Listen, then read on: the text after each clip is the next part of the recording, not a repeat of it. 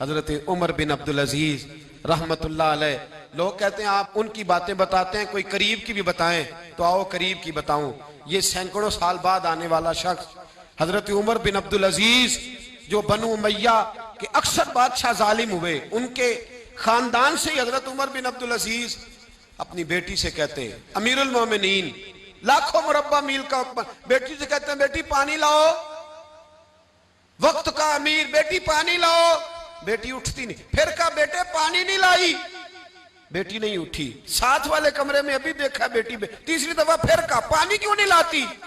تو بیوی پانی لے کے آئی، کہنے لگے یہ پیالہ لے لیں، تو حضرت عمر بن عبد العزیز ناراض ہو گئے، کہنے لگے جسے کہا تھا وہ کیوں نہیں لائی،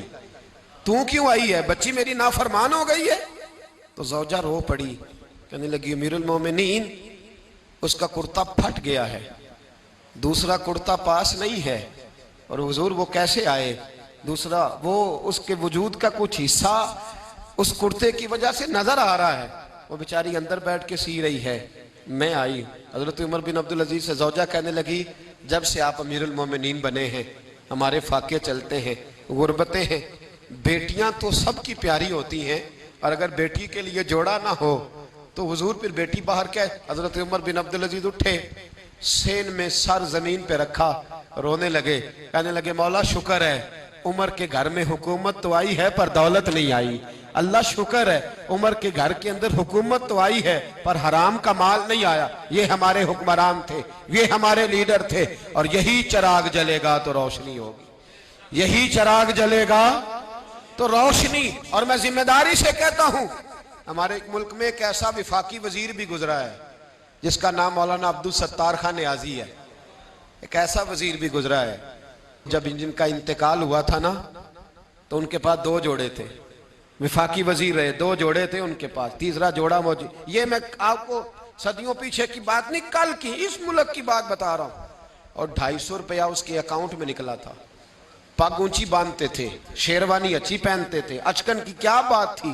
لیکن 250 روپیہ جو شخص وفاقی وزیر رہا اس کے اکاؤنٹ سے نکلا۔ میں میاں والی گیا تو رات 11:30 بجے میں نے دوستوں سے کہا، میں نے کہا مجھے اس مرد کلندر کے دربار پہ تو لے چلو،